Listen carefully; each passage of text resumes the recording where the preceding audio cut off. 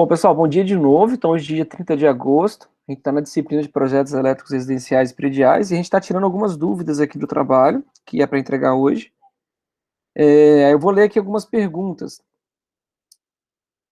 Peraí que eu acho que eu já estou atrasado nas perguntas aqui, ó. Então, acho que o Henrique, né, Henrique, perguntou sobre a medida da lâmpada tubular, como vai ficar no AutoCAD. Aí, Henrique, você está se referindo ao tamanho do retângulo? Ah, você escolhe, Henrique. Não tem. Se você quiser pegar exatamente o tamanho real e transformar no desenho, fica legal. Mas se você quiser só fazer um retângulo, por exemplo, e representar, também tá certo. Aí como é que pega o tamanho real? A gente vem aqui, ó, na- no manualzinho aqui, né? E ele fala aqui pra gente as dimensões, olha. Se for essa daqui, por exemplo, 615 milímetros por 285. Se for essa daqui, 1230 por 285 milímetros. Aí, se você quiser, pessoal, não é obrigatório, tá? Se você quiser fazer um retângulo com as dimensões exatas da luminária que você está usando, você pega ela aqui, tá, né? Pega a dimensão dela aqui e faz um retângulo desse tamanho no desenho. Agora, professor, o desenho não está em escala. E aí eu quero só desenhar um retângulo para poder representar. Tem problema? Com certeza não. Era isso mesmo, Henrique? Beleza. Então, fica a seu critério, tá? Deixa eu ver aqui. O Gustavo perguntou: o quadro de distribuição pode ficar pela parte de fora? Gustavo, você está falando para fazer a instalação elétrica das lâmpadas?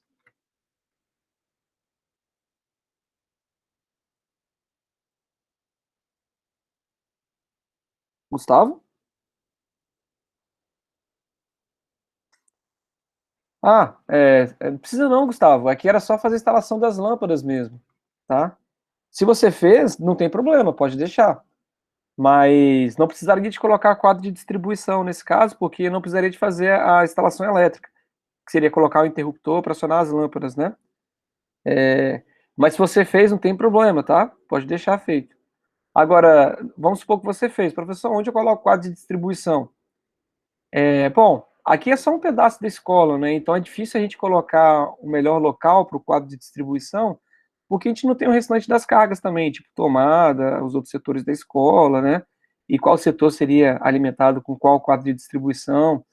Mas se eu fosse pensar só nesses quatro ambientes aqui, provavelmente um local bom para a instalação do quadro ficaria próximo de onde eu estou circulando com o mouse aqui, ó, nessa região, se a gente fosse calcular o centro de carga. E aí, na hora de colocar o quadro de distribuição, seria muito melhor colocar ele para o lado de fora do que para o lado de dentro. Porque como isso daqui é vamos colocar assim, o setor de circulação de pessoas, e que não necessariamente estão sendo utilizados todos ao mesmo tempo, né? Se eu coloco, por exemplo, o quadro de distribuição dentro de um laboratório ou de uma sala de aula, caso eu tenha algum problema e esses ambientes estejam fechados, a gente não consegue acessá-lo rapidamente. Então, você pode ver que lá na nossa escola, quando nós retornarmos, os quadros de distribuição, exceto alguns quadros de ar-condicionado que o pessoal acabou instalando depois que estava tudo pronto, todos eles ficam nos corredores das escolas, das salas de aula, tá? Exatamente por esse motivo que eu te falei. Que aí ali do corredor é um local de fácil acesso, pessoas conseguem acessá-lo sem problema, e caso tenha problema em qualquer um dos ambientes daquele andar, por exemplo, daquele pavimento, você pode ir ali no quadro de distribuição e fazer o seccionamento. Beleza, Gustavo?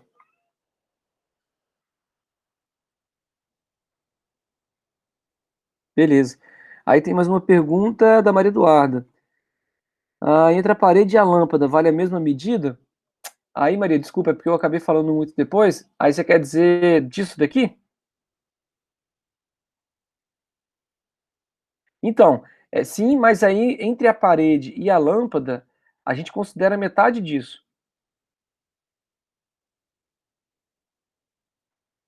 Entendeu o que eu quis dizer? Ah, beleza.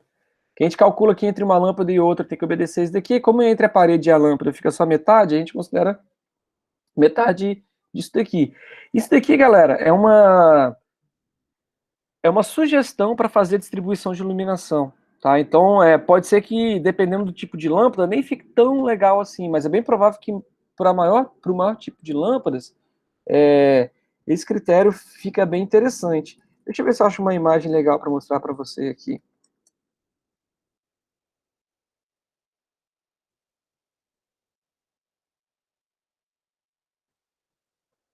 Ah,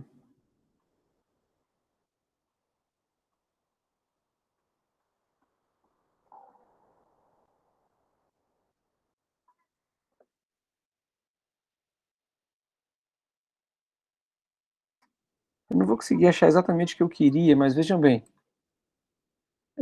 Aqui, ó. Alguns programas de iluminação, eles fazem exatamente essa figurinha que está abrindo aqui na outra página. Deixa eu ver se eu acho uma mais legal.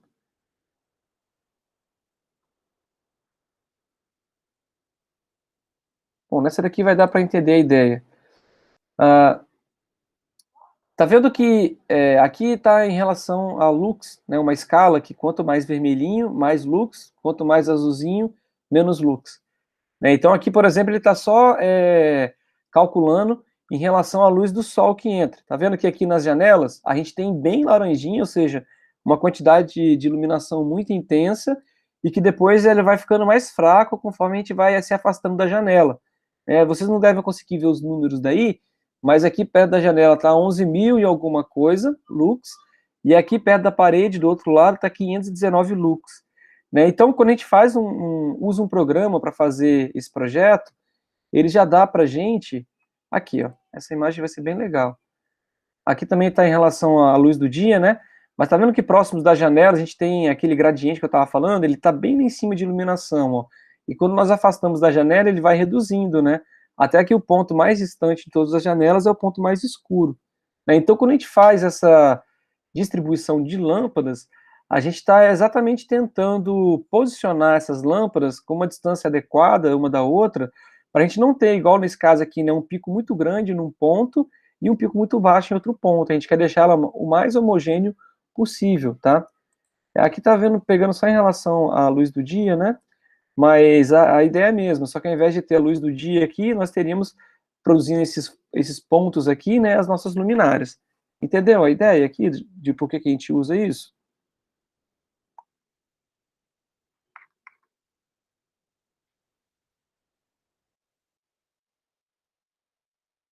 Tá beleza, galera? Beleza, Maria. É, eu esqueci de responder alguém aqui, pessoal, das perguntas? Acho que não, né? Alguém quer fazer mais alguma pergunta?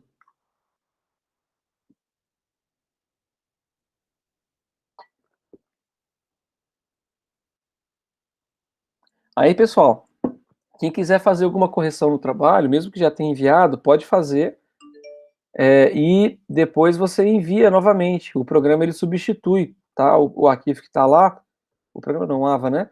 Ele substitui o arquivo que está lá pelo último envio que você fez, tá bom?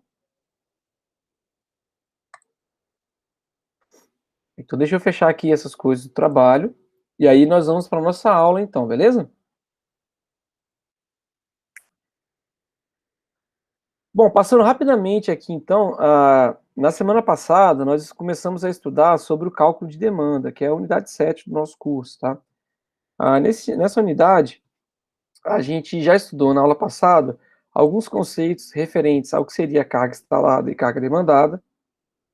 Basicamente, a carga instalada é a soma de todas as potências que eu considerei no meu projeto, então, da potência de cada uma das tomadas de uso geral, de cada uma das tomadas de uso específico e de cada um dos pontos de luz do nosso projeto. A demanda é aquilo que eu realmente utilizo do projeto, né? Ou seja, de tudo aquilo que eu instalei, o que eu utilizo simultaneamente daquela carga, né? E aí a gente viu que existe uma forma de calcular isso, né? Na verdade é uma previsão, pode ser que ela fique um pouco diferente na prática ou bem parecido, né? Vai depender muito do perfil do usuário, mas que a gente calcula essa demanda somando a carga de iluminação e as tomadas de uso geral e multiplicando por um fator de demanda, que vai depender do resultado dessa soma. Então, se a soma deu entre 4.000 e 5.000, eu multiplico esse total por 0,52, ou então, vou analisar aqui onde que ficou esse valor e vou multiplicar. E pelos tipos de tomadas de uso específico, né? Então, se é um chuveiro, se é uma máquina de secar roupas, um ar-condicionado, eu vejo qual que é a quantidade de cada um desses aparelhos, né? E aí, se eu tenho, por exemplo, 3 chuveiros, eu somo a potência dos 3 chuveiros e multiplico por 0,56. E assim para todos esses tipos de cargas específicas aqui da tabela. Aquelas que não estão especificadas aqui, a gente considera o fator comum, ou seja, eu somo a carga dela diretamente no meu cálculo de demanda. Aí, isso aqui só para deixar mais claro, né? A demanda, a gente tem a demanda máxima e a média, né? A demanda máxima é o máximo de consumo que eu tive simultaneamente durante um período, né, de 24 horas, por exemplo, e a demanda média é a média de todo o consumo naquele período que eu estou analisando, tá? A demanda máxima, ela vai ser sempre menor, no máximo igual à carga instalada, né? Porque eu não vou consumir mais do que eu tenho de carga instalada no meu projeto, a não ser que eu esteja utilizando uma carga maior do que é prevista no projeto. Por exemplo, se eu pegar uma tomada onde eu previ 100 volt-ampere, eu estou colocando uma carga de 200. Aí, ok, nesse caso pode acontecer, mas aí você já está utilizando o seu projeto acima do máximo a qual ele permite, tá? Bom, então foi isso que nós vimos na aula passada, né? Beleza? Tranquilo aqui, pessoal? Posso seguir para a aula de hoje? Sim. Obrigado. E aí, na aula de hoje, a gente começa a ver, então, sobre classificação das unidades consumidoras. Então, deixa eu mudar aqui a forma de visualização para ficar melhor. Beleza. Bom, o que acontece, pessoal, é que, no nosso caso aqui, a EDP, é Celsa, né, ou a concessionária de energia, dependendo da região onde você mora, onde você vai fazer o projeto, ela estabelece alguns critérios para determinar se a instalação elétrica, ou seja, a casa, por exemplo, que você está projetando, o condomínio, o que quer que seja, se a alimentação dela, né, se ela o fornecimento de energia para ela vai ser feito vai ser uma distribuição monofásica, bifásica ou trifásica. Se vai precisar de transformador ou se não vai precisar de transformador, né? Bom, e aí, nessas situações, o que acontece é que cada concessionária ela vai ter um padrão técnico, uma forma de especificar, né, limites de potência para utilizar a distribuição de cada carga, de cada um desses tipos de carga. No nosso caso aqui, como a gente mora, né, o nosso estado, a gente tem todos os locais, pelo menos aqui próximo da escola, eles são atendidos pela IDP Celsa, né, a gente vai olhar então para o padrão técnico da IDP Celsa. O padrão técnico é esse daqui, né, ele é aberto, fica na internet, só você entrar, pesquisar pelo próprio Google, que ele já leva para o site da IDP, onde tem o padrão. Preste atenção que a IDP ela tem padrão para o Espírito Santo e para São Paulo, né? No nosso caso aqui, sempre que você for consultar, você tem que prestar atenção se ele é para o IDP Espírito Santo, né? O padrão que a gente vai ver aqui é o PT DT PDN 03 14014, tá?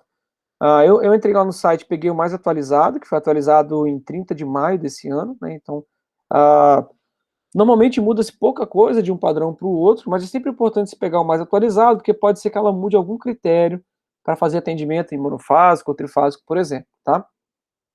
Então essa daqui já é a versão 9 desse padrão, tá? E aí eu retirei alguns textos lá do padrão. Esse padrão, deixa eu abrir o arquivo aqui para vocês terem uma noção. Ele é um arquivo bem, bem grande, ou seja, ele traz aqui bastante informação a respeito do que ela cobra, né, para aprovação de projetos, né, ou seja, do que você tem que seguir, né? Então, para vocês terem ideia aqui, o padrão dela, deixa eu ver aqui quantas folhas tem esse padrão, são 85 páginas, e aqui compreende um pouco da teoria, dizendo sobre quem é responsável pelo quê, as potências que devem ser consideradas, como é que deve ser feito o aterramento, e inclusive, que a gente vai ver depois, ela traz vários desenhos aqui de como podem ser feitos os padrões de alimentação. Tá? Então, se é monofásico, bifásico, se vai usar poste, se vai fazer ele embutido no próprio muro da residência. Então, para cada uma dessas situações, ela estabelece aqui como que deve ser feito, né, onde que deve ficar as distâncias e qual que tem que ser o tipo de eletroduto, qual que tem que ser o tamanho do eletroduto, qual que tem que ser o condutor, a bitola do cabo, ou seja, se você fizer um padrão de entrada diferente do que ela solicita para ser feito, ela pode se recusar, e ela vai se recusar, a fazer o atendimento elétrico da sua instalação, né? Então, sempre constar o padrão da EDP para fazer o projeto dentro dos conformes aqui para a nossa região. Desculpa, gente. Bom, então, vou ler com vocês aqui os principais partes que eu separei a respeito da classificação das unidades, desse padrão, tá? Primeiro que ele é aplicado a instalações residenciais, comerciais e industriais, desde que a carga instalada seja de até 75 kW. Por que isso? Porque acima de 75 kW é quando existe a obrigatoriedade da instalação elétrica ter o seu próprio transformador. E aí ela tem uma norma específica para essas tensões, para essas situações, que é quando ela faz uma alimentação com tensão, com média tensão. Ou seja, ao invés de chegar lá na sua empresa, por exemplo, no seu prédio, em 220 volts, a alimentação chega em 13,8 mil volts. E aí, nesse caso, você vai ter que ter o seu transformador para fazer a transformação desse 13,8 para 220, e aí você vai ter que projetar também o seu transformador, tá? Bom, então no caso aqui, como a gente está vendo instalação de baixa tensão, a gente considera potência, carga instalada, e aqui é importante vocês observarem o termo, ou seja, não é demanda, é carga instalada, ou seja, é a soma de todas as potências consideradas em projeto, de até 75 kW. Bom, aí em relação a tensões e sistemas de fornecimento, ela diz o seguinte, né, ou seja, as formas que ela pode te atender, né? Ela pode te atender com um sistema trifásico, com um neutro aterrado, e eu vou até ressaltar que esse neutro, ele é aterrado no transformador, mas ele também deve ser aterrado em cada residência. Então, lá no nosso padrão de medição, sempre vai ter uma haste de terra. Se você nunca reparou, vai no muro lá da sua casa, onde ficam o quadro de medição da EDP no local onde você mora, você vai ver que existe uma haste de terra, ou seja, vai ter uma barrinha no chão, fincada lá no chão, com um parafusinho e uma cordoalha, que é um cabo desencapado, tipo um cabo de aço que está ligando lá a sua rede, né, o neutro da sua rede, àquele ponto de aterramento. Esses tipos de sistemas, eles são divididos em três, que são os sistemas U, os sistemas D e o T, tá? E a gente pode ter um sistema monofásico com neutro aterrado, que aí ele vai ser 254 volts 127, que são as categorias UR, que são mais utilizadas em ambientes rurais, tá? Por isso que até o U ali, né, o R ali de rural, tá? Acredito eu na sigla. Então a gente tem categoria U, que é para 2 fios, né, sendo fase neutro, que é o monofásico. Então, você é atendido pelo sistema trifásico, né, que é o que passa na rua, 3 fases mais o neutro nos postes. Só que se você é uma categoria U, o que entra na sua casa é uma fase de um neutro, e o neutro é aterrado lá no medidor. Nós temos categoria D, que é de 3 fios, que são 2 fases e um neutro. Nós temos a categoria T, que são 3 fios, trifásico, 4 fios, perdão, que é o trifásico, 3 fases e mais o neutro. E nós temos o R, que é 3 fios, que é quando a gente faz o atendimento com 2 fases e neutro. O que vai determinar, né, dentre essas 3 primeiras aqui, se o meu sistema ele é U, D ou T, é exatamente a carga instalada, que a gente vai ver daqui a pouquinho, que existe uma tabela para a gente consultar, para descobrir em qual categoria nós estamos. E aqui fazendo abrindo um parênteses aqui, tá? Nas localidades em Alegre, Rive, Guaçuí e Celina, tem alguém que é de alguma dessas regiões aqui da nossa sala? Responde aqui no chat, se tiver. Bom, não tem, né? Mas enfim, nessas regiões aqui, né, Alegre, Rive, Guaçuí e Celina, o sistema trifásico não é 220, 127, ele é 380, 220. É por isso que em aulas passadas aí, Eu já até comentei, né? A gente viu lá, né, que nesses locais a gente tem que prestar bastante atenção quando a gente for visitar, por exemplo, que lá não existe a tensão de 127 volts. E aí vocês têm que, se levar alguma carga que é resistível, como secador de cabelo, né, tem uma grande chance de você queimar essa carga, se você ligá-lo diretamente na alimentação elétrica. Bom, e aí lá então nós temos o limite de fornecimento em tensão secundária, que é a baixa tensão, que eu comentei, né? Ela é para carga instalada inferior a 75 kW, né? E aí, para carga superior a 75, ela vai ter que ser atendida na tensão primária, que é o 127, e aí, quem tiver interesse depois e quiser já dar uma adiantada, mais para o final do curso de vocês vão estudar isso, né? Mas aí é outra norma da própria EDP, que é a de fornecimento de energia elétrica em tensão primária de distribuição. De novo, prestando atenção para consultar a do Espírito Santo. A última versão dela, de 31 de janeiro desse ano, está na sua sexta edição, tá? Aí, nesses casos onde a potência instalada é maior que 75 kW, você deve consultar essa norma aqui, ao invés da que a gente está olhando agora. Então, que a gente viu ali atrás, né? A gente vai olhar para essas 4 categorias aqui, né? Para ver, depois que a gente faz um projeto, né, ou seja, que a gente faz o levantamento de carga, que a gente distribui as cargas no ambiente, o próximo passo seria saber, então, qual que é a categoria da nossa instalação. E é claro que ela vai depender também, né, lá a própria norma diz, do tipo de rede de distribuição existente no local, né, onde está situada a sua unidade consumidora, se é um local muito afastado, um bairro muito afastado, ou em ambiente rural, pode ser que você não tenha o trifásico na sua rua disponível, né, e aí você vai ficar limitada, por exemplo, uma distribuição monofásica ou bifásica, tá? Não é a realidade das cidades, né, que a gente vive, né, porque são situações onde a gente tem sempre o trifásico disponível. E também, né, a gente pode fazer uma solicitação, né, de uma determinada tensão de atendimento baseado nas cargas instaladas na unidade consumidora. Né? O que isso quer dizer? Eu estou na faixa de potência de um sistema monofásico, mas eu tenho uma carga que só pode ser ligada com o sistema trifásico. Então, nessa situação, eu também posso solicitar a EDP que eu recebo uma alimentação trifásica ao invés de monofásica. E a justificativa é porque eu tenho uma carga instalada que ela necessita de uma alimentação trifásica. Bom, então aqui algumas limitações em relação ao atendimento, né? Quando a gente tem um sistema monofásico, né, que é o sistema 2 fios, fase neutro, nesse sistema, ela diz na sua norma que não é permitido a gente utilizar aparelhos de raio-x ou máquinas de solda que têm uma potência superior a 2 kVA, tá?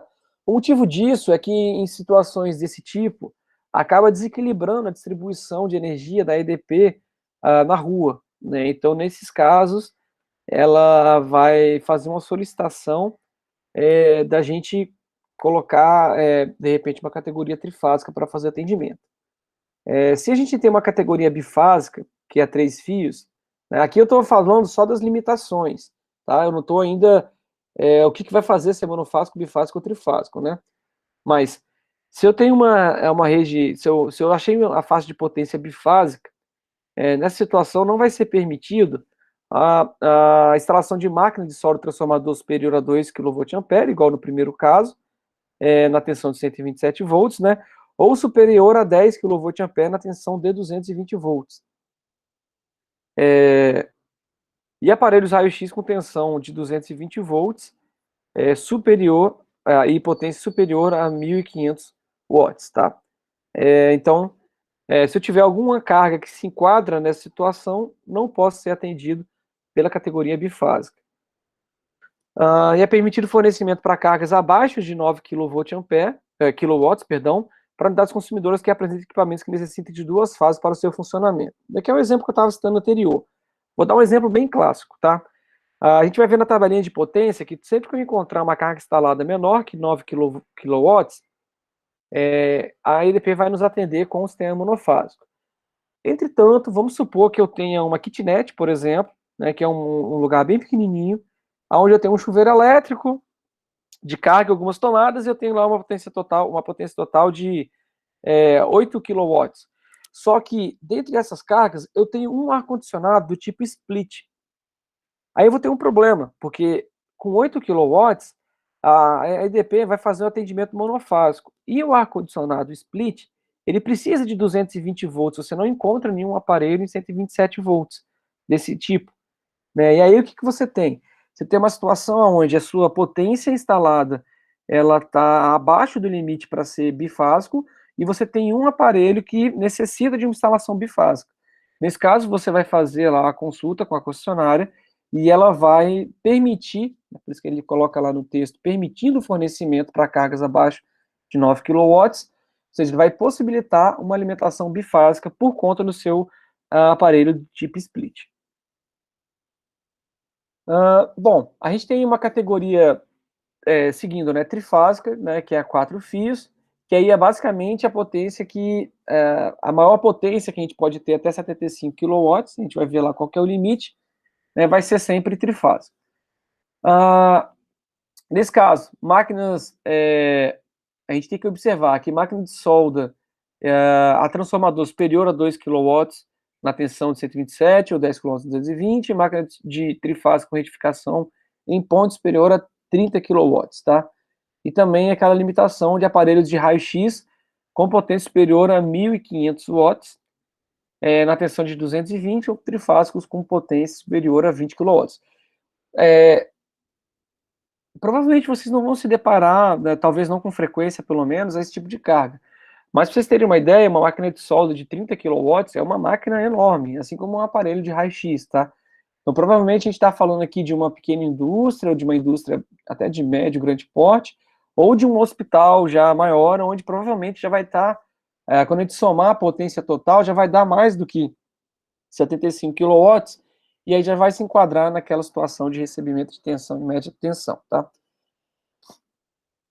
Bom, então vão ser efetuados alguns estudos específicos, se a gente tiver essas cargas listadas aqui, que são exatamente os aparelhos de raio-x e as máquinas de solda transformador citadas anteriormente, ou seja, se existir uma situação muito específica onde você tem um consultório, que é praticamente um consultório de raio-x, e você tem só uma máquina de 30 kW de raio-x, por exemplo, e somando todas as outras potências chega no total de 40, ou seja, poderia ser atendido em média tensão, você vai ter que solicitar um estudo da EDP para ela ver a viabilidade de realmente fazer,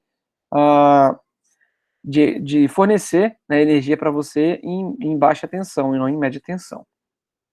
São situações bem específicas que eu trouxe aqui, mais para vocês poderem ter o conhecimento, mas que a gente não vai nem chegar a se preocupar com esse tipo de situação na nossa disciplina. Aqui. Bom, e nós temos a categoria UR, tá? Monofásico, a 3 fios, né? Que é fase neutro, tá? É aplicado a instalações consumidoras situadas em locais de atendimento por rede de distribuição monofásica, com carga instalada de até 50 kW, e que são atendidos exclusivamente nas tensões de 127 ou 254 volts. Por solicitação do consumidor, a distribuidora pode atender a unidade consumidora enquadrada na categoria UR, em tensão secundária de distribuição com ligação bifásica ou trifásica, desde que o interessado se responsabilize pelos custos adicionais de adaptação da rede, sendo a tensão disponibilizada de 127 220 ou 220 380. Isso acontece mais em ambientes rurais, tá? Ou seja, ela faz, né, por padrão a distribuição monofásica, né, mas se você tem lá, de repente, alguma produção rural que você quer utilizar aparelhos de maior porte, você pode solicitar, sim, uma alimentação trifásica, desde que você arque com os custos. Quais seriam os custos? A implementação de uma rede que vá desde o entroncamento lá da EDP, que é onde ela passa a rede principal, você teria que pagar os custos, que são os postes com as cruzetas adequadas, para poder levar o sistema trifásico até o seu ponto de utilização na sua unidade consumidora, lá uma fazenda, por exemplo. Bom, e aí, finalmente, aqui a tabela, que é um dos anexos daquela norma da IDP, para a gente poder fazer o dimensionamento das unidades consumidoras, né?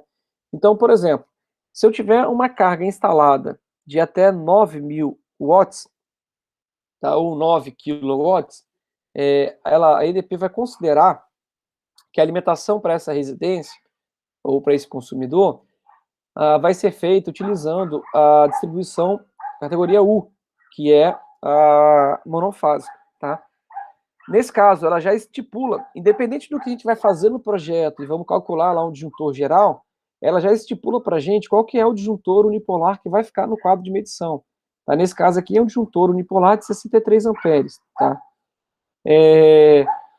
O tipo de medição vai ser uma fase, tá? Ela já estabelece para a gente qual que é a bitola do cabo, que vem lá do poste até o nosso medidor, né, que é 16 milímetros quadrados. Ela estabelece os condutores, né, e a responsabilidade, né, que é até o medidor, né, ou seja, do poste até o medidor, a responsabilidade é da EDP, é ela que faz a instalação. Após o medidor, a gente tem que colocar um cabo de cobre isolado, né, então um cabo de cobre isolado de 16 milímetros quadrados, até o nosso quadro de medição, ou nosso quadro de distribuição, perdão. Então, quando a EDP chega lá para fazer a instalação, os nossos cabos até o quadro de medição já vão estar instalados, e ela vai lá olhar se a gente está utilizando os cabos adequados, e vai fazer a instalação do nosso ramal de alimentação. Estabelece o tipo de caixa, que tem que ser policarbonato padrão individual, ao eletroduto de entrada, que tem que ser um PVC de 32 milímetros, ou um de aço com diâmetro interno de 32 milímetros, tá? O terra, que tem que ser um condutor nu de 10 milímetros, o eletroduto que leva o condutor terra do medidor até a haste tem que ser um PVC de 20 milímetros, ou um aço galvanizado com diâmetro interno de 15 milímetros. Aqui nessa situação, o maior motor que nós podemos ter é de 1 cavalo, caso você tenha, por exemplo, sistema de cisterna ou um poço para fazer extração de água, e que esse motor, considerando que esse motor faz partida direta, vocês vão estudar ainda em máquinas ou em motores, o que significa isso, tá? Bom, isso se a potência instalada for até 9.000. Se nós fizermos lá os cálculos e encontrarmos uma potência instalada entre 9.000 e 15.000, a gente vai se enquadrar, então, na categoria D, né, que é o atendimento bipolar. Nós vamos ter um disjuntor bipolar de 63 amperes, e aí temos aqui todos aqueles outros critérios estabelecidos pela norma, né, para esse tipo de instalação. Seguindo, nós podemos ter, então, além do U e D, o T, que é trifásico, tá? Mas observem que tem vários tipos de trifásico, T1, T2, T3, né? Quando que é o trifásico? O trifásico é quando for acima de 15 kW, né? Então, menor que 9 monofásico, entre 9 e 15 bifásico, maior que 15 trifásico. Aí nós temos algumas situações, por exemplo, se for de 15 até 26.000, nós vamos ter um trifásico T1, né, que a gente vai ter um disjuntor tripolar de 63 amperes, com tipo de fornecimento 3 fases, e aí aqui as características para esse tipo de instalação. Se for entre 26.000 e 34, vai ser um T2. Aí tem aqui todas as características, um disjuntor tripolar de 80 amperes, um ramal de ligação aérea de 25 milímetros, e aí tem as outras categorias que eu não coloquei aqui, né? Mas quando a gente estiver fazendo os cálculos, caso você se enquadre, né, numa faixa de potência maior que o 34, basta consultar na norma se você é T1, T2, T3, T4. E aí a gente vai ter as características específicas para cada uma dessas potências.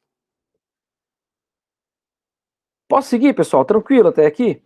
Então, assim, falei um monte, né? Mas o que vocês têm que fazer? Basicamente é calcular a carga instalada e vir aqui nessas tabelas e descobrir qual que é o tipo de instalação, em qual padrão se enquadra na nossa instalação. Pessoal, estou seguindo aqui então, beleza? Lembrando, galera, que qualquer dúvida, vocês podem me interromper a qualquer momento, tá? Então agora a gente vai falar um pouquinho sobre a entrada de energia, que é exatamente aqueles desenhos que eu falei que tem na norma lá atrás, tá bom? Então, ela estabelece algumas coisas, como, por exemplo, a conservação do padrão de entrada, tá? Ou seja, manter o padrão de entrada conservado em situações adequadas de funcionamento é de responsabilidade do consumidor, tá? Ou seja, somos nós os responsáveis por ir lá verificar se o padrão, se ele está enferrujando, se ele enferrujou, se ele precisa ser substituído, se tem alguma coisa quebrada, de repente algum caminhão que passou na rua e trincou um eletroduto. Então, somos nós responsáveis por fazer essa verificação e entrar em contato com a distribuidora, no caso a EDP, dizendo se vai ser necessário fazer alguma substituição devido, né, a algum desgaste, por exemplo, que você tenha tido, ou de repente você vai fazer uma obra e você quer trocar ele de local, né, ou você quer mudar o seu padrão de consumo, né, então você que tem que comunicar a EDP todos esses problemas que podem acontecer ou as necessidades específicas que você tenha durante os anos que você está utilizando a sua residência ali, por exemplo. Bom, então, caso seja constatada qualquer deficiência técnica ou de segurança, o consumidor será notificado das irregularidades existentes devendo providenciar os reparos necessários dentro do prazo determinado pela concessionária. Se por acaso a pessoa que faz a medição, ela chegar lá e encontrar algum problema, né, você vai ser notificado, né, você pode ser até multado, dependendo do tipo de problema que ele encontrar, né, como, por exemplo, um lacre rompido, qualquer coisa do tipo que ele encontre, que seja e que possa estar influenciando, né, o seu consumo, caso seja identificado alguma irregularidade, ele pode entrar em contato, pode fazer uma notificação, né, e pode chegar, inclusive, uma multa lá para o consumidor, dependendo do que foi encontrado. Bom, e caso a sua instalação, né, irregular, né, cause algum dano lá à instalação da EDP, você pode ser responsabilizado por isso também. Bom, agora falando em relação ao fornecimento de materiais da entrada de serviço, que é o poste ou, né, a forma que você escolheu lá para fazer a, a ligação da sua instalação. Os condutores do ramal de ligação, equipamentos de medição e selos de lacração são fornecidos e instalados pela concessionária, ou seja, os condutores que vão lá do poste da EDP até o medidor, o medidor, né, e o selo que lacra o medidor, ele é fornecido pela concessionária. Todo o restante dos materiais de entrada de serviço são instalados pelo consumidor. O que seriam os restantes? O quadro de medição, né, não o medidor é aquilo que fica lá dentro do quadro, aquele aparelhozinho que mede energia elétrica. O quadro é de responsabilidade do consumidor, ou seja, ele compra e instala os eletrodutos, a haste de terra e toda a ligação elétrica que parte do medidor, né, a partir do medidor até o aterramento e também até o quadro de distribuição nosso. Então, todo esse restante é de responsabilidade do consumidor. Bom, aí ela diz aqui também o seguinte, que o poste ou o pontalete do padrão de entrada, eles poderão ser utilizados para instalação de serviços de comunicação e dados, né? Ou seja, aquele poste que a gente coloca lá para poder fazer a instalação elétrica, nós podemos utilizá-lo também para fazer a alimentação de dados, que seria o cabo de telefonia, né, que a gente recebe a TV a cabo ou fibra ótica, né, e assim por diante. E aí você deve obedecer o seguinte, né, que é a distância mínima entre o ponto mais alto do ramal de ligação aéreo ou do ramal de entrada, né, que é a parte aérea lá, e os cabos de comunicação, ele pode ser no máximo de 60 centímetros, que deve haver um eletroduto próprio para os cabos de comunicação, né, evitando dessa forma o acesso dos mesmos às caixas que contêm equipamentos de medição, né, ou seja, você utiliza o poste, né, o pontalete que está lá, mas não passa nenhum cabo de comunicação junto com os cabos de eletricidade, né, ele é um caminho à parte.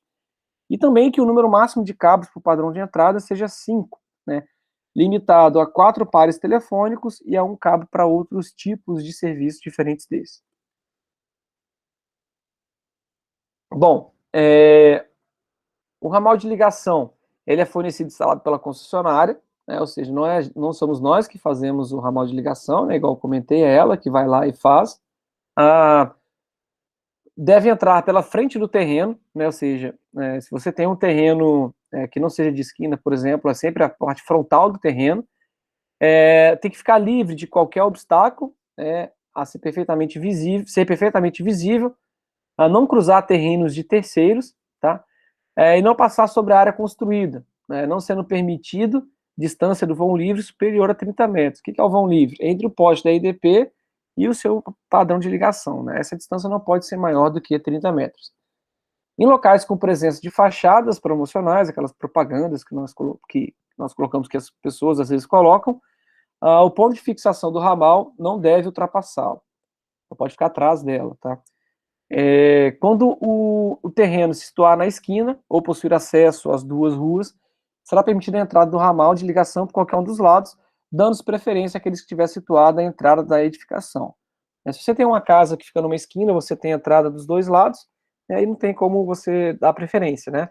Mas, do contrário, sua casa é de esquina, né, sempre preferência para o ramal de alimentação, tem a entrada pela frente da residência. Em relação à estética, fica bem feio também, tá, pessoal? Quando a gente tem a frente da residência para um lado e a alimentação da EDP chegando pela lateral, por exemplo.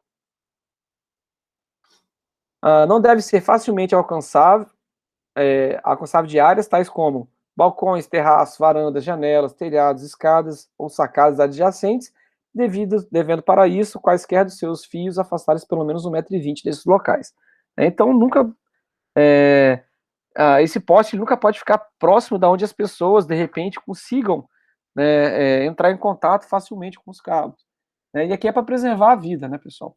Sei lá, de repente você vai colocar um varal, se o varal cair da sua mão, se já tiver um cabo ali, né, que possa ter o potencial de repente, devido à ação do vento, estar desencapado, né, em alguns pedaços dele, pelo menos, se você encostar ali, você poderia ser eletrocutado, né? Então, é visando a segurança, esse critério aqui da EDP. E o padrão do cliente deve garantir que a ancoragem dos condutores permita que o ramal de ligação tenha seu ponto mais alto em relação ao solo, as seguintes distâncias mínimas. Ancoragem é onde ele fica preso, né, o que segura o condutor. Então, a flecha é quando a gente tem olhando aqui para o mouse, né, a gente tem aqui ligando esse ponto a esse ponto. A flecha é essa curva que o condutor vai fazer. Você não consegue deixar ele perfeitamente esticado, né? Ou seja, ele tem um peso, ele vai fazer uma curvinha ali no meio. E aí a gente tem algumas distâncias que a gente tem que observar nas situações. Por exemplo, a distância mínima para o solo deve ser de 5,5 m no cruzamento de ruas e avenidas, em entradas de garagem de veículos pesados, de 4,5 m nas entradas de garagens residenciais, estacionamentos ou outros locais não acessíveis a veículos pesados, de 7 metros no cruzamento de rodovias federais, tá, onde passam caminhões mais altos, né, e de 6 metros em locais acessíveis a trânsito de máquinas e equipamentos agrícolas em áreas rurais. Os cabos e fios de comunicação devem ficar abaixo do ramal de ligação no mínimo 60 centímetros, que até havia comentado ali anteriormente, e devem ser respeitadas as posturas municipais, estaduais, federais e demais órgãos, especialmente quando atravessar vias públicas, ferrovias e rodovias, também quando se diz respeito à distância do ramal de ligação ao solo. Então, além de consultar a EDP, caso você esteja numa situação bem específica aí de atravessar uma BR, por exemplo, você tem que consultar também a legislação federal para ver se ela não sofreu nenhuma alteração, de repente aumentando essa distância mínima aqui de 7 metros.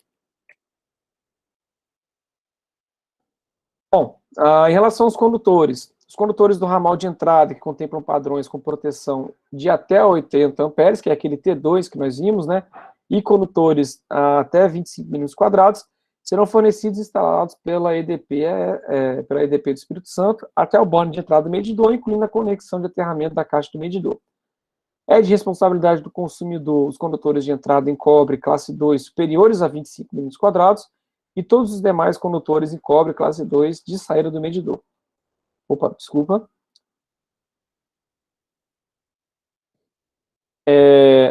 Para os casos em que o eletroduto de entrada tenha mais de 3 curvas, o consumidor é responsável pelos condutores do ramal de entrada, independente da proteção ou seção do cabo. Os condutores de cobre devem possuir classe 2, que está relacionado com o isolamento dele, tá?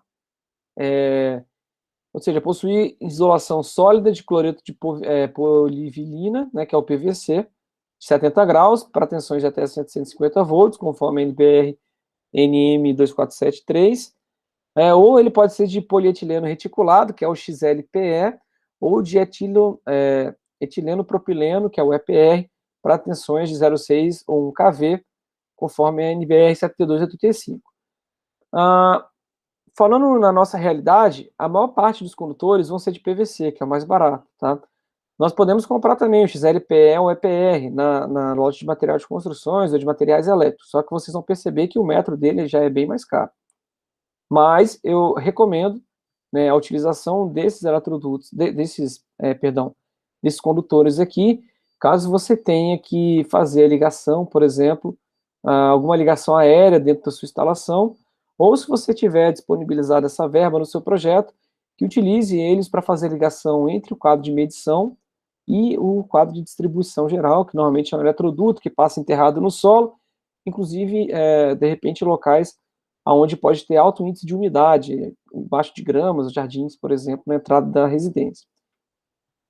É de responsabilidade do consumidor instalar uma sonda de aço de 14 BWG para garantir a passagem do ramal de ligação em substituição ao ramal de entrada até 25 milímetros quadrados. Ou seja, você deixa lá uma espécie de arame, né, já pronta para fazer a ligação quando a EDP chegar. Em relação ao ramal de entrada aéreo, que é o que nós temos na nossa casa ainda, né? Em relação aos condutores que nós utilizamos nele, é obrigatório o uso de cabos, né? Ou seja, não pode ser um fio rígido, que era utilizado anteriormente, né? O neutro ele deve ter isolação na cor azul claro, que é o que a norma já pede mesmo, né? E as fases em cor distinta ao neutro, né? Exceto o condutor de isolação na cor verde, que é utilizado especificamente para o condutor de aterramento. Deve haver continuidade do neutro, sendo nele vedado o uso de chave, disjuntor ou fusível, ou seja, a gente nunca pode interromper o condutor neutro. Não são permitidas emendas dos condutores do ramal de entrada, ou seja, eles devem ser contínuos, né? Não pode ter uma emenda nesse condutor.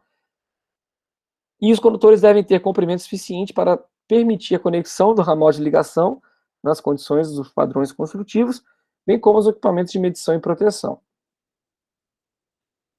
Ainda, os condutores devem ser deixados dentro do compartimento da medição sobras de no mínimo 60 centímetros, né? Então, quando o cara fizer a instalação, tem que deixar uma pedação sobrando lá dentro do quadro de medição, para quando a EDP for instalar, ela conseguir, né, fazer uma instalação adequada, e ela vai fazer a aparação dos cabos, caso seja necessário. Os condutores do circuito alimentador até o quadro de distribuição deve ter no mínimo a mesma bitola do ramal de entrada, e devem ser deixados no ponto de ancoragem sobras de condutores de no mínimo 1,5 m. O ponto de ancoragem são aqueles pontos onde a gente vai precisar fixar para poder atravessar a rua, por exemplo.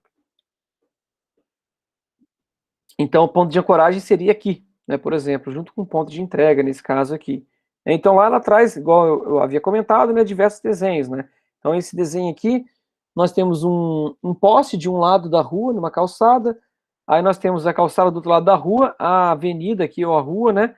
Aí nós temos aqui a distância mínima, que está relacionada com aquelas distâncias que nós vimos lá, que vai depender exatamente se isso daqui é uma rodovia federal, uma rodovia interna, se tem trânsito de veículo pesado ou não. E aí nós temos, então, essas alturas sendo definidas, né, como que eu botei ali no slide, que lá na norma também traz, bem especificados. E aí nós podemos ter, então, a flecha, né, essa altura aqui do piso até o cabo, né, a ligação para um lado, para o outro lado. Aqui, no caso, nós temos um medidor embutido assim, fixado na alvenaria, né, com os eletrodutos, fazendo aqui a saída pela lateral da parede. Aqui nós temos um poste, né, de entrada, sendo utilizado, né, ao invés de ser fixado diretamente na parede. Então tem diversos tipos de desenho, né, eu trouxe aqui outros também, né, desculpa. Nós podemos ter um poste separado, esse poste ele pode estar mais afastado da parede, ele pode estar encostado na parede. Nós podemos ter os eletrodutos embutidos na parede, igual está especificado aqui, tá? Eles podem ser aparentes, aqui ele está todo embutido na parede, aqui ele é um pouco, metade aparente, metade embutido, para poder fazer a entrada no quadro de medição. Então tem lá todos esses desenhos, ou seja, tem diversas formas de fazer esse ramal de ligação, todos eles seguindo a norma da IDP, e aí cada um deles vai se adequar melhor à sua situação, tá? Por exemplo, aqui no caso de você ter um muro com telhado, talvez esse padrão aqui seja mais adequado.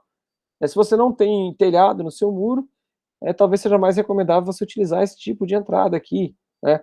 Ou utilizar um poste desse daqui, né? Então fica a seu critério, lembrando que é você que arca com esse custo aqui, tá? Pessoal, posso ir para a parte final aqui da nossa aula? Alguma dúvida? Eu sei que eu falei bastante, pessoal, mas aqui como é norma, assim, não tem jeito, né? Mais uma leitura e um comentário mesmo a respeito do que tem ali. Aparentemente, não. Acho que vai surgir mais pra frente, talvez. Essa parte de desenho, Liza, que eu estava mostrando aqui, eu não vou cobrar de vocês, porque meio que não tem o que você fazer diferente, tá?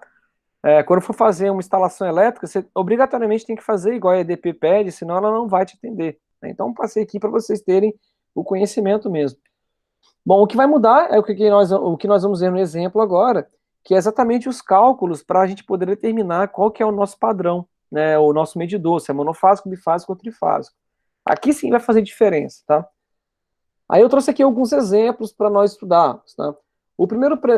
Todos os exemplos eles são parecidos, né? No primeiro exemplo aqui, eu quero calcular a demanda e quero determinar a categoria de atendimento, seja monofásico, bifásico ou trifásico, de uma residência que tem uma área de 210 metros quadrados,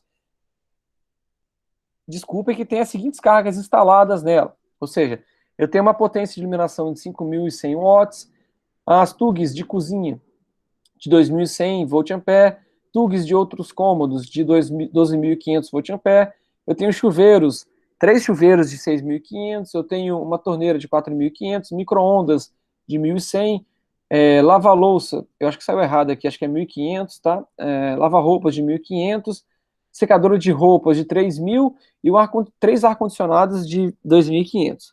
Pessoal, isso daqui é uma mega de uma residência, tá? Só para vocês terem uma ideia, vocês vão ver que vai dar um valor bem elevado, mas é porque isso daqui é uma casa, além de ser muito grande, que tem um consumo de energia muito alto, tá? Chuveiros de 6.500 watts, por exemplo, são aqueles chuveiros grandões, né, que esquentam pra caramba, tá?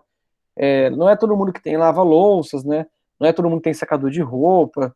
Então vocês vão ver aqui um exemplo, uma torneira elétrica, né, de uma casa que realmente é grande, né?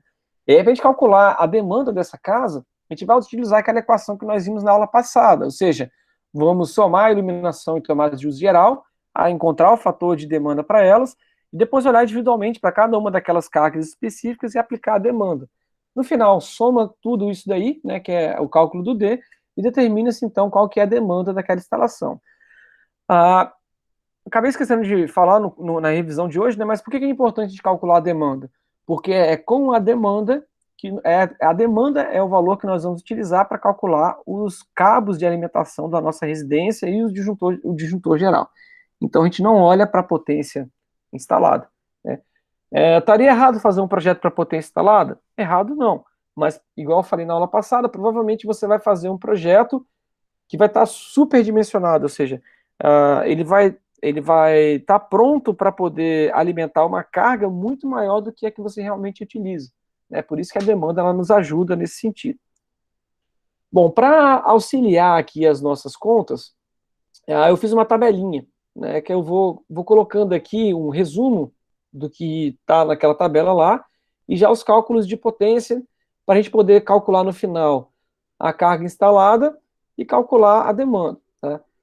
Então, no final, eu quero calcular a carga instalada em watts, em volt-ampere, né, e a demanda total.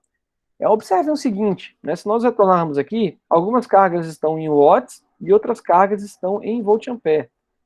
A EDP, naquela tabela que nós estávamos vendo lá atrás, ela enquadra a sua unidade, né, baseado na potência instalada da potência ativa, ou seja, a tabela está em watts e não da potência aparente, que é em volt-ampere. Então, por isso que eu coloquei aquela tabelinha aqui, a gente vai adequar, perdão, a gente vai calcular volt-ampere e watts para cada uma daquelas cargas lá atrás. A primeira carga, que é a iluminação em tomada, bom, só lembrando aqui anteriormente, né, a potência ativa, ela é calculada como a potência aparente vezes o fator de potência, ou seja, se eu tiver em volt-ampere, basta multiplicar pelo fator de potência para achar em watts, e se eu tiver em watts, né, basta eu dividir pelo fator de potência para encontrar em volt-ampere. Então a gente vai ficar utilizando essas duas equações aqui o tempo todo. Por exemplo, é fornecida para a gente a iluminação de 5.100 watts, né? E aí, para 5.100 watts, ou seja, eu tenho o P, né, então eu anotei aqui 5.100 watts, para eu calcular o S, basta eu dividir pelo fator de potência. Considerando o fator de potência igual a 1, né, eu teria aqui 5.100 volt-ampere. As tomadas de uso geral, ele falou lá que tem 2.100 na cozinha e o restante 12.500 volt-ampere. Então, somando as duas, dá 14.600. 14.600 volt-ampere. Então, tá aqui, 14.600. Para achar em watts, basta eu pegar o 14.600 e multiplicar por 0,8, que aí dá, ó, anotei errado aqui, tá? Que aí dá 11.680, né? Que é esse valor que está aqui, beleza? E aí, como é que eu faço para encontrar a demanda?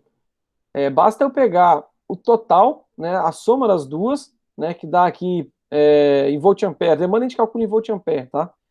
5.100 de iluminação com 14.600 de tomada, somo as duas e multiplico pelo fator de demanda. Eu vou na tabela.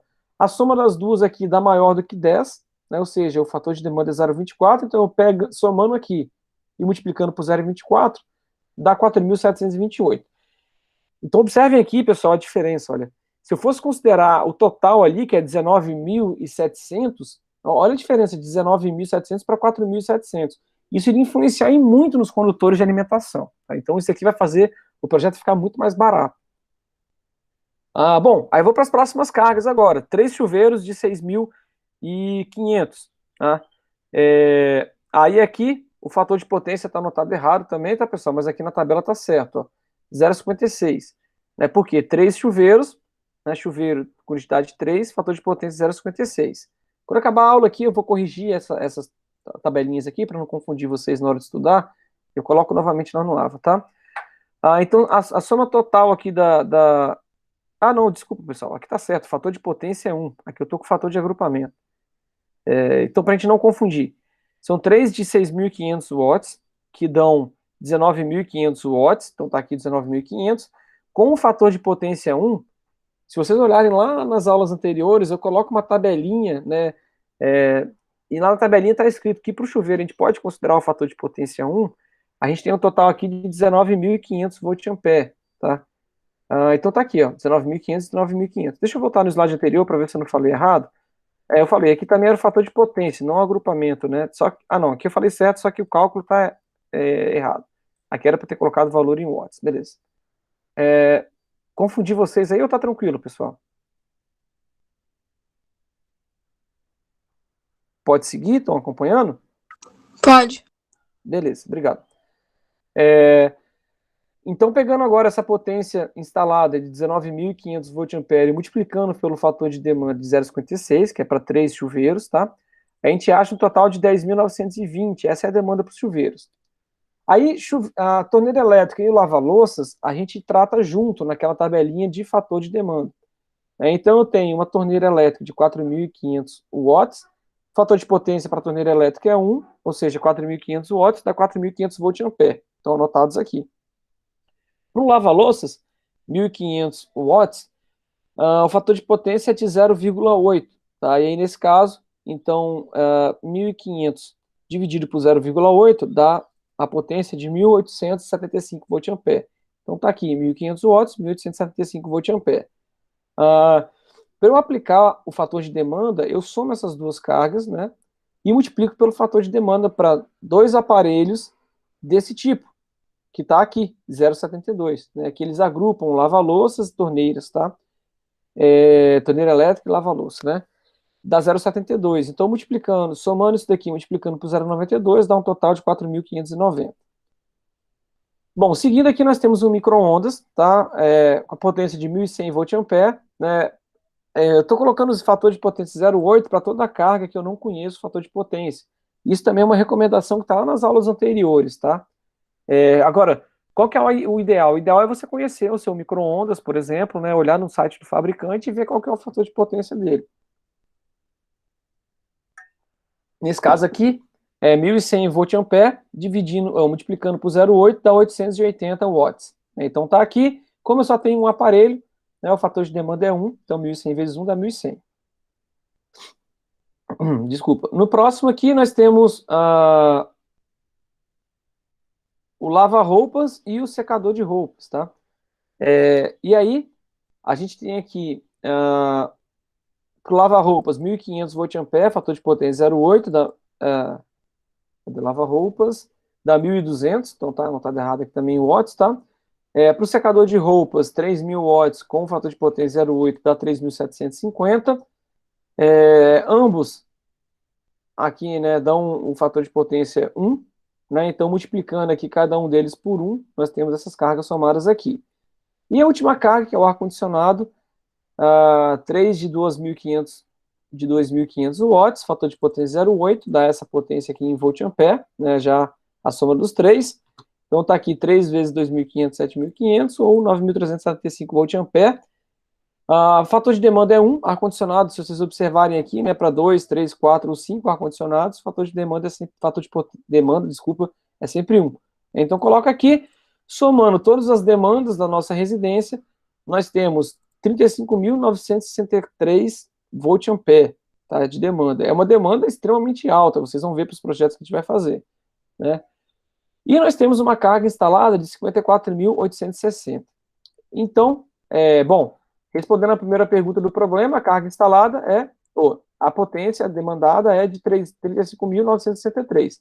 E para responder a segunda pergunta do problema, que é a categoria de atendimento, a gente olha para a carga instalada da potência ativa, que é 54.860. A gente volta para aquela tabelinha que eu mostrei um pedaço dela lá, e aí a gente vai ver que para essa faixa de potência nós estamos na categoria T4, que é entre 41.000 e 57.000, né, o valor de 54. Nessa categoria, nós vamos ter um disjuntor geral de 150 amperes, nós vamos ter um fornecimento trifásico com um cobre isolado de 70 milímetros quadrados, fazendo a alimentação do ramal aéreo. E aqui as demais características, tá? Beleza esse exemplo, pessoal? Sim. Tranquilo, né? Bom, um outro exemplo aqui, ó. Calcular a demanda e determinar a categoria de atendimento para uma loja que possui as seguintes cargas, tá? Então, eu tenho 40 luminárias fluorescentes, né? Cada luminária tem 2 lâmpadas de 110 watts. Eu tenho 30 tomadas de uso geral de 200 volt-ampere e eu tenho um ar-condicionado de 10.000 BTU/hora, tá? Bom, aí eu vou utilizar a mesma, a mesma equação anterior, né? Só que aqui no caso eu tenho um ambiente comercial, tá? Que é uma loja. Então, na loja, a gente não tem aquele monte de diferenciação da soma das TUI, né? Que é lavar roupas, tudo separado individualmente aqui. Basicamente, o que nós fazemos, essa equação nós vimos na aula passada também, é somar a iluminação com tomada, multiplicar pelo fator de demanda e pegar todas as outras TUI, que nesse caso aqui vai ser só o ar-condicionado, e somar a potência delas para poder encontrar a demanda. Então, nós temos aqui iluminação de 8.800 watts, né, utilizando um fator de potência de 0,99, que é o recomendado para a lâmpada fluorescente. A gente acha aqui 8.888,89 em volt-ampere, tá? Tomadas de uso geral, nós temos 6.000 volt-ampere, para encontrar ela em watts, basta utilizar lá o fator de potência de 0,8, que dá 4.800 watts. E nós teríamos nesse caso aqui, então, uma demanda, né, de 11.911 para essas cargas, né? E, né, por que a gente considerou o fator de potência, o fator de demanda de 0,8? Né? Porque, se nós olharmos naquela tabelinha que eu passei na aula passada, para lojas e semelhantes, nós temos um fator de demanda de 0,8 que a gente deve considerar. A gente vai ter que olhar também se a gente tem para a área daquela construção 20 volt-ampere por metro quadrado, mas eu estou ignorando isso daqui porque eu não sei a área da construção. Como é que eu descubro isso? Pego a minha potência total, vejo a área. Eu tenho uma área de 200 metros quadrados. Então, pego a potência de, sei lá, teria que somar aqui individualmente, né? Mas daria algo próximo dos 15.000 volt-ampere. Pego 15.000 e divido por 200 metros quadrados. E aí vejo quantos VA eu tenho por metro quadrado, sendo maior que 20, está autorizado a gente utilizar esse fator de demanda. Então, eu utilizo, por isso que ele veio parar aqui, tá? E o ar-condicionado, a gente considera a potência integral dele, tá? Um ar-condicionado de 10.000 BTU, naquela tabelinha que eu passei em aulas passadas aí também. A gente considera ele como 950 watts. Lembrando que se você conhece o fabricante, não utilize esse valor, vai no manual dele, pega o valor que está lá. E aí, calculando aqui, né, a gente pode ter, por fator de potência 0,8, essa potência aqui, né, em volt-ampere. O fator de demanda é 1, né, igual para aquela equação que eu mostrei no slide anterior, né, todo fator de demanda vai ser 1 das TUI, né, e aí basta somar, então, aqui para encontrar a demanda total, que é essa daqui, a potência instalada em volt-ampere e a potência instalada em watts. Então, a primeira pergunta, a potência instalada é 14.550, e a segunda pergunta, categoria de atendimento, como até 15.000 watts é categoria D, então, no nosso caso, categoria D, que é uma alimentação feita por disjuntor bipolar de 63 amperes. E no último exemplo aqui, né, calcular a demanda e determinar a categoria de atendimento, a gente tem um escritório, e esse escritório possui as seguintes cargas: 20 luminárias fluorescentes, cada luminária com 2 lâmpadas de 32 watts, 20 tomadas de uso geral de 300 watts e 4 aparelhos de ar-condicionado de 30.000 BTU/hora. A mesma equação, né, agora observando que eu devo somar cada uma das TUI. Então, se eu tenho 4 aparelhos, eu vou somar diretamente os 4 aparelhos, sem considerar nenhum fator de agrupamento para esses aparelhos, tá? Fator de demanda, perdão, para esses aparelhos. Bom, então nós temos lá a iluminação de 1.280 watts, tá, considerando aquele total de lâmpadas do problema, usando o fator de potência de 0,99, dá essa potência aparente aqui. Bom, aí nós temos as tomadas de uso geral, totalizando 6.000 volt-ampere, né, considerando o fator de potência 0,8, dá 4.800, né, para escritórios com a potência acima de até 10.000 volt-ampere, a gente usa um fator de demanda de 0,8, né, então somando aqui dá menos que 10.000, fator de demanda de 0,8 está aqui, a nossa demanda. E o ar-condicionado, basta nós multiplicarmos aqui 4 vezes a potência de cada ar-condicionado, né? Onde eu olhei daquela tabelinha que eu passei para vocês, o ar-condicionado, cada ar-condicionado tem 3.150 vezes 4 dá 12.600, né? Considerando o fator de potência de 0,8, a gente tem então 15.750 volt-ampere, que está aqui, né? Fator de demanda para essas cargas é 1, né, então vem aqui os próprios 15.000 para somar a demanda total de 21.584,34 volt-ampere. Então essa daqui é uma pergunta, né, respondendo a primeira pergunta, e a segunda, qual que seria a categoria de atendimento? Nós temos uma potência instalada de 18.680, olhando lá aquela tabelinha da EDP, de 15.000, né, a partir de 15.000, que é até onde vai o bifásico, até 26.000, nós temos um trifásico T1, que é exatamente onde se enquadra 18.680, que nós acabamos de calcular. Então, nessa situação aqui, nós teremos um disjuntor trifásico, ou um disjuntor tripolar de 63 amperes. Bom, pessoal, dúvidas? Aparentemente, não. Beleza, eu vou só substituir esse slide, igual eu comentei com vocês, ali atrás tem 2 tabelinhas que ficaram com os valores errados. Vou substituir lá no acadêmico. Peço que vocês deem uma olhada novamente nesse exemplo, porque, por incrível que pareça, apesar de ser bem simples, nos anos anteriores aí que eu trabalhei com essa disciplina, é o lugar onde o pessoal confunde muito a questão de potência instalada, para que vai usar, e da demanda. Então, peguei diversos trabalhos já que o pessoal calcula os condutores utilizando a potência instalada, ao invés de utilizar a demanda, e peguei diversos trabalhos onde o pessoal usa a demanda para consultar o padrão da EDP, ao invés de utilizar a potência instalada.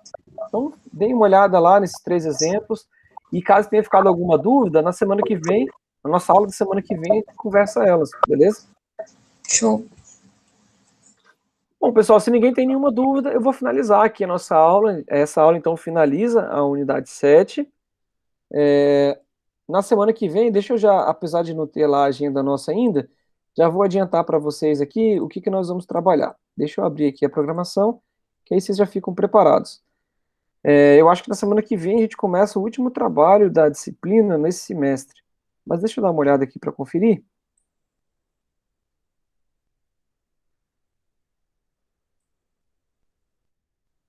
Beleza, é porque a gente está adiantado uma aulinha, tá, em relação a essa programação minha inicial, porque na semana passada a gente já começou a falar sobre o cálculo de demanda.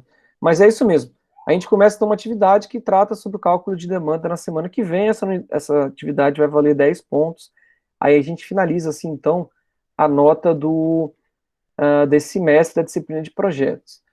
Antes da gente finalizar, pessoal, só relembrando aqui, né, caso alguém goste de desenhar e esteja interessado em participar aí, galera, nós temos um projeto, o concurso da JEP, né, que está rolando, termina amanhã o prazo de submissão, para vocês submeterem um desenho para participar da nossa JEP desse ano, tá? Então, caso você goste de desenho e saiba fazer desenho, faça lá uma logozinho, né? Entra aqui clica aqui nessa imagenzinha que eu coloquei nas nossas salas, né? Dá uma lidinha rapidinha lá no edital, que ele diz como é que tem que ser o seu desenho, assim, em termos de tamanho, né? E aí você faz o seu desenho e publica pra gente lá amanhã, que aí na quarta, quinta e sexta vai ter a votação para escolher qual que vai ser o desenho utilizado na JEP desse ano. Bom, pessoal, então, caso ninguém tenha mais nenhuma dúvida, finaliza aqui a nossa aula dessa semana e na semana que vem a gente retorna, então, para falar sobre a nossa próxima atividade, beleza? Ok, obrigada, professor. Tchau, Beleza, tchau. pessoal, eu que agradeço aí a participação de vocês, uma boa semana para todo mundo e até amanhã na aula de instalações, hein? Abraço.